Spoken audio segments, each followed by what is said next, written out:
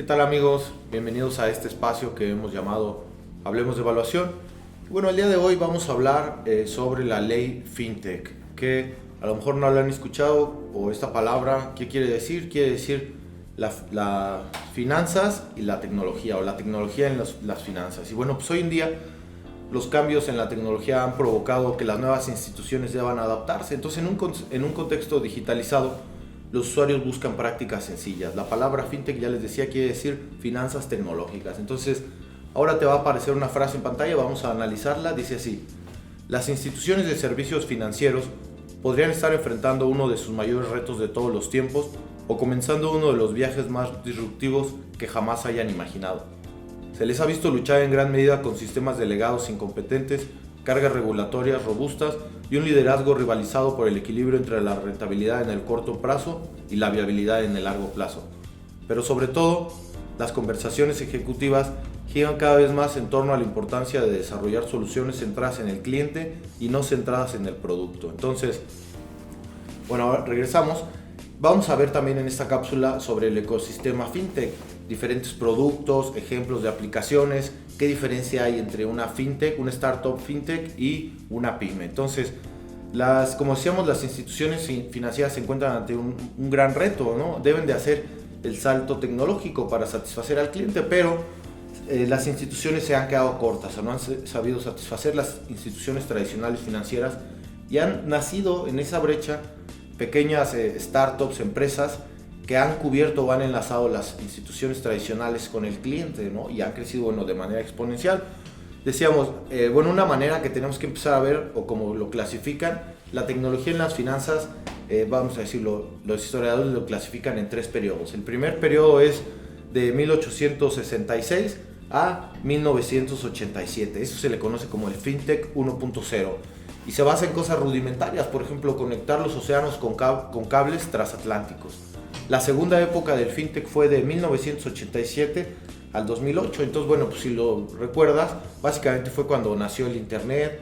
Allá por el 95, 98, empezó a ser aquí en México disponible en las casas, pero bueno, con gran costo. Si te quedabas conectado, te podían tener un problema financiero serio. Bueno, la casa, o sea, la cuenta del teléfono se podía disparar. Eso es del 1987 al 2008. Entonces, bueno, es el nacimiento de Internet y culmina con la digitalización de los procesos. Y es a partir del 2008 cuando surge a la fecha, obviamente, la tercera etapa. El boom de esta etapa no son los productos, sino quienes los ofrecen y entregan, ¿no? Entonces, la transformación digital pasa por 4 elementos: mayor demanda de los clientes, menores barreras de entrada, mejores accesos a capital y, bueno, avances tecnológicos. Por ejemplo, a diferencia de países de primer mundo, solamente en Latinoamérica, solo el 40% de la población usa las tecnologías financieras. Por ejemplo, China es el líder, 69%.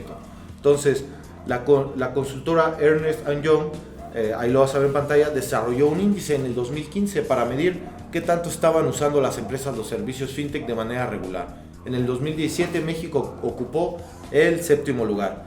Si deseamos saber el origen de esta palabra fintech, bueno, gustaría contarte un poco. Fíjate, el inglés Edward Callahan inventa algo que era la cinta ticker, que era como transmitir a través del telégrafo el precio de las acciones. Entonces, este es uno de los antecedentes más remotos de tecnología y finanzas, ¿no? Ya empezar a implementar tecnología financiera. Otro dato interesante, por ejemplo, el primer cajero, el ATM, que seguramente ya lo sabes, ATM quiere decir Automatic Teller Machine, o sea, una máquina automática de dispensador de dinero. Fue inaugurada en 1967 por la empresa inglesa Barclays. Seguramente la has visto como patrocinador, ¿no? En el fútbol, esta institución, este magnate financiero, el primer cajero. La primera cuenta de cheques en línea, 1995. PayPal nace en 1998.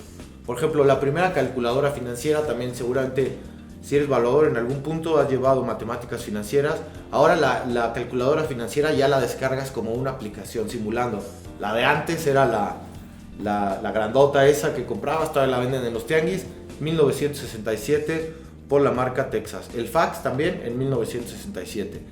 Luego, un evento muy importante es, recuerdan, 1987, el desplome de la bolsa, lo que se conoce como el lunes negro. Es decir, muchos mercados del mundo se ven devastados por este fenómeno, lo que demuestra ya en el 87 la interconectividad de las finanzas a través de la tecnología. Y bueno, ¿qué comparas el 87 con el 2020, verdad? En la manera ahora ya estamos como hipercomunicados, ¿no? La falta de capacidad innovadora de la banca, te decía hace rato, provocó que surgieran nuevos competidores. Los tipos de empresas que participan en el ecosistema, hay 6 principales, ahorita ahí te va a aparecer en pantalla el diagrama, los voy nombrando y describiendo de manera muy breve.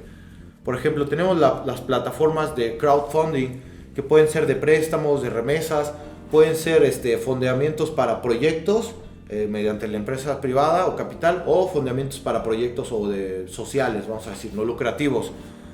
Bueno, el segundo es los desarrolladores tecnológicos. Se trata de los proveedores y los creadores de las tecnologías que soportan las startups fintech. Algunas de estas tecnologías son como el Big Data, el Cloud Computing, Social Media, etc. Por ejemplo, el Big Data es como el oro puro, ¿no? Porque ahí están todos los datos de todas las personas, pero en sí, aunque ahí está toda la información, el Big Data no te dice nada.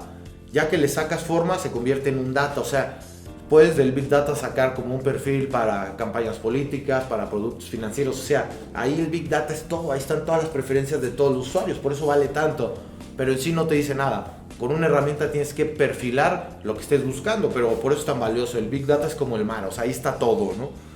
El tercer participante es el gobierno, y su función, bueno, pues es regular, legislar para el ecosistema. Una de las cosas, ahorita lo voy a mencionar más adelante, por ejemplo, el antilavado de dinero, ¿no? O sea, cómo permitimos las finanzas sin que se suban ahí, o poniendo la mayor cantidad de obstáculos para que solamente se suba la gente que hace bien las cosas y no el crimen organizado, aunque bueno, tal vez sea imposible que se filtre, ¿no? Pero todos los gobiernos en todos los países deben de tener sus tecnologías para evitar lavado de dinero, capital. Por ejemplo, un dato así que creo que te va a hacer reflexionar, lo menciona el doctor Alfredo Jalife, o sea, si tú juntas todos los paraísos fiscales del mundo, lo que tienen en reserva, haría el tercer país más rico del mundo. O sea, imagínate, está el primer país, el segundo país más rico del mundo, la cantidad de dinero que hay en paraísos fiscales equivaldría al tercer país más rico del mundo, ¿no?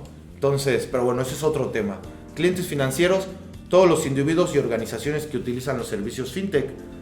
Número 5, instituciones financieras tradicionales, bancos, compañías de seguros, casas de bolsa, fondos de capital, entre otras. Y finalmente fondos de inversión y aceleradoras. Su rol es el de dar soporte e impulso a las startups fintech. Entonces, vamos a decir, ¿cuál es el objetivo último del ecosistema fintech? Pues es cubrir las necesidades del cliente financiero.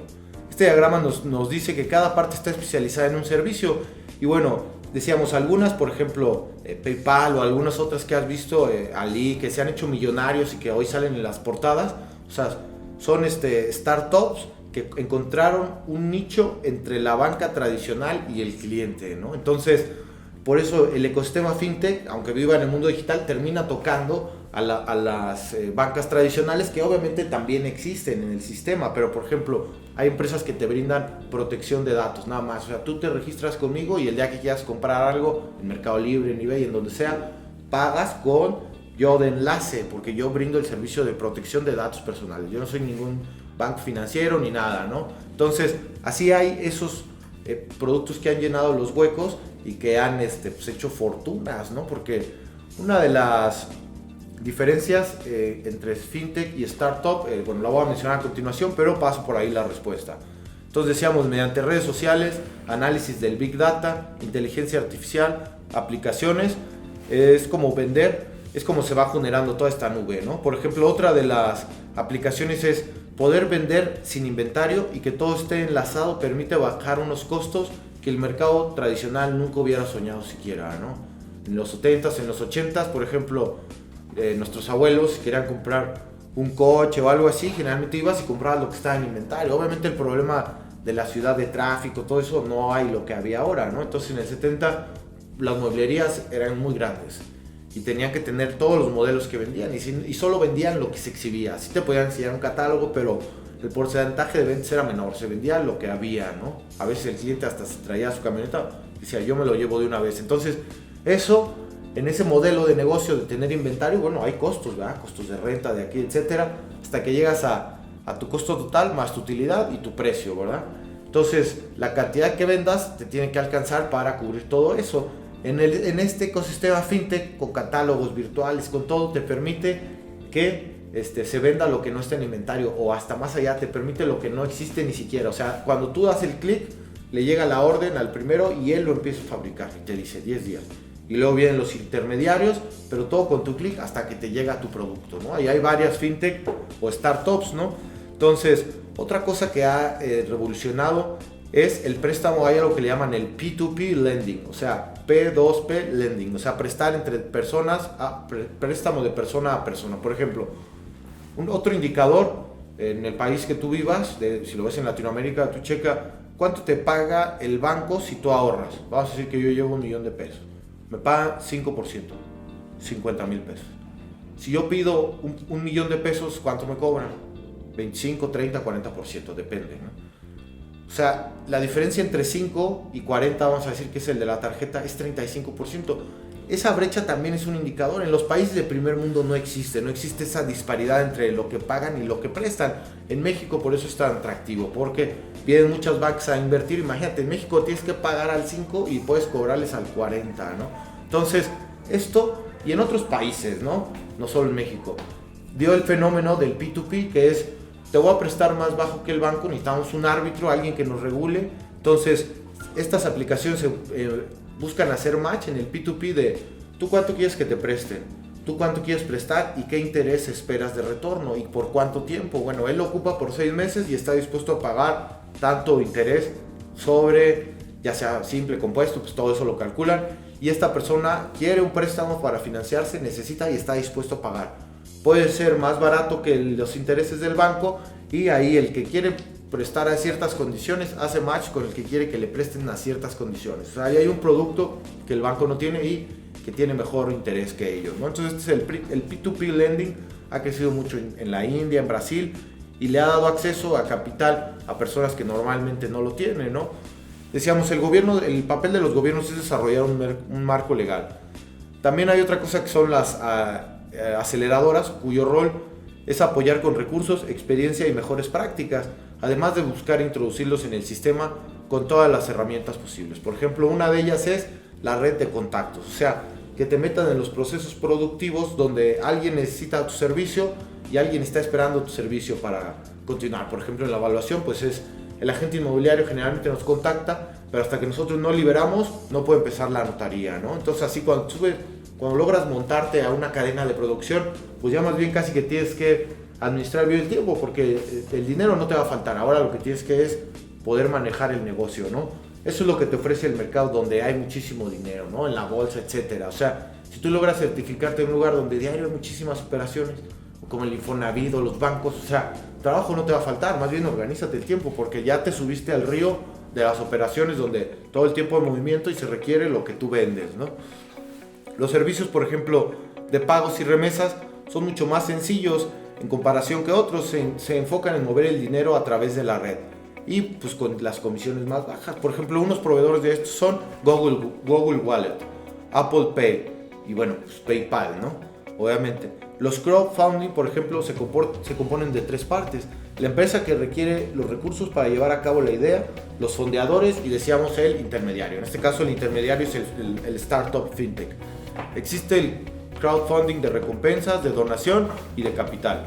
Otra idea importante sobre las finanzas personales: estos productos exploran datos, satisfacen las necesidades de facturación electrónica, contabilidad digital, gestión financiera, cobranzas, etcétera. Todo lo que le permita a las personas. Y bueno, hay 2 tipos, ¿no? Finanzas personales y finanzas empresariales.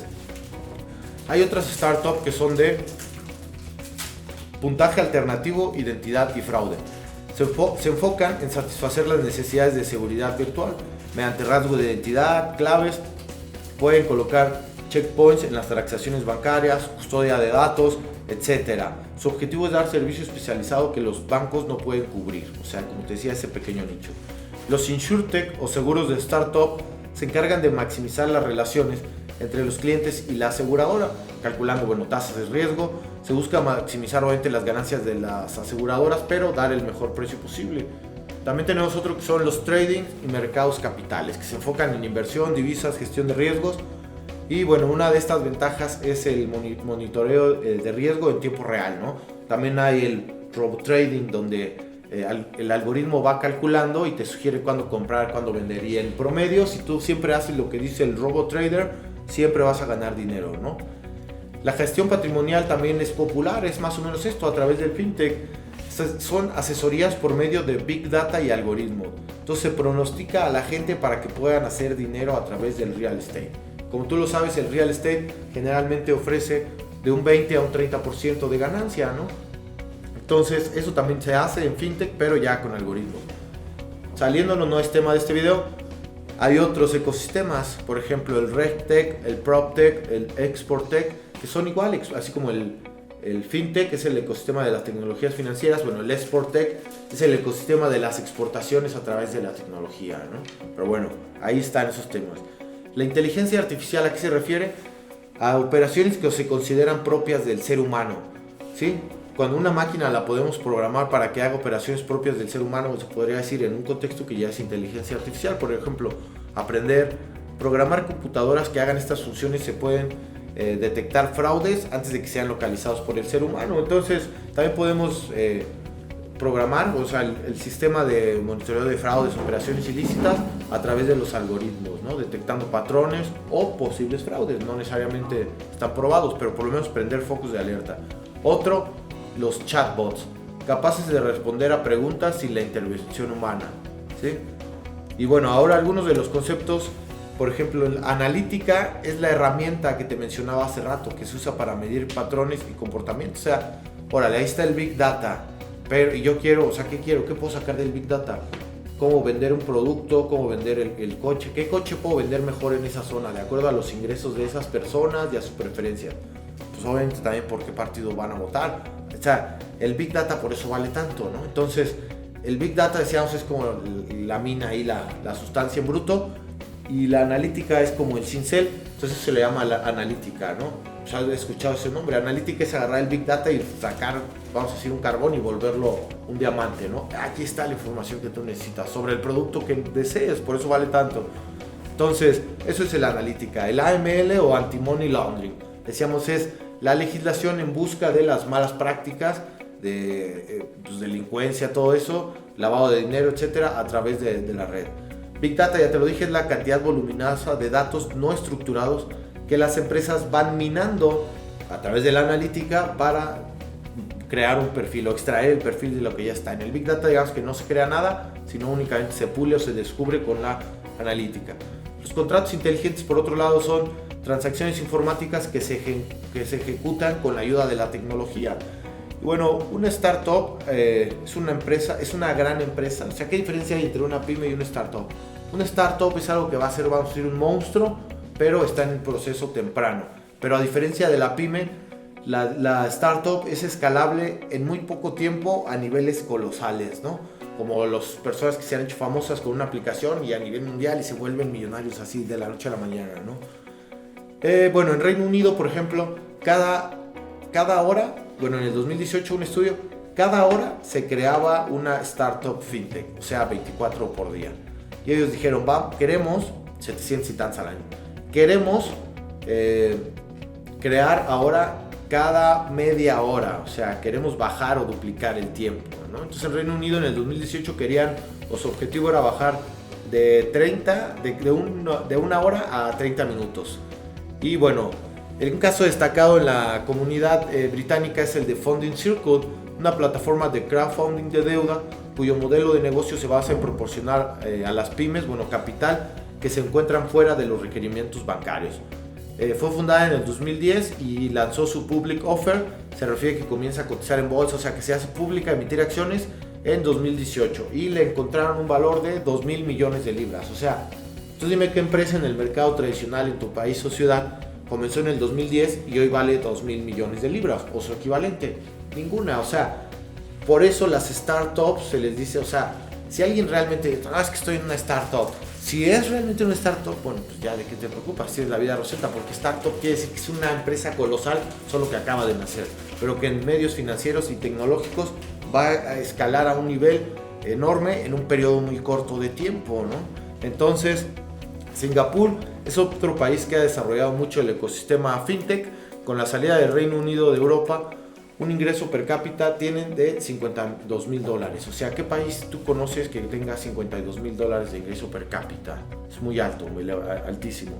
Un ejemplo es tienen el MC Payment, que es la primera aplicación unificada de pagos para Asia-Pacífico. RoboAdvisor, una solución de compañías financieras inmobiliarias, un algoritmo que te permite calcular y hacer ganancias a través. La India, por ejemplo, ocupa el segundo lugar en los países que han adoptado la tecnología, 52%. Hace rato te lo decía, China 69%.